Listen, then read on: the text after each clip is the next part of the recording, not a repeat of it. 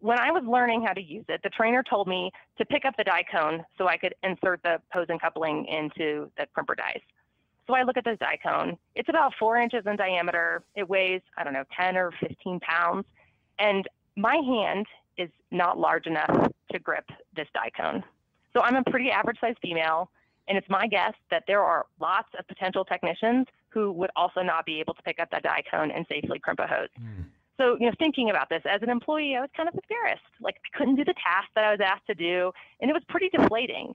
But now I, sit on the other side of the table, and as a company leader, I'm thinking we just excluded 50% of the population from doing this job. Right.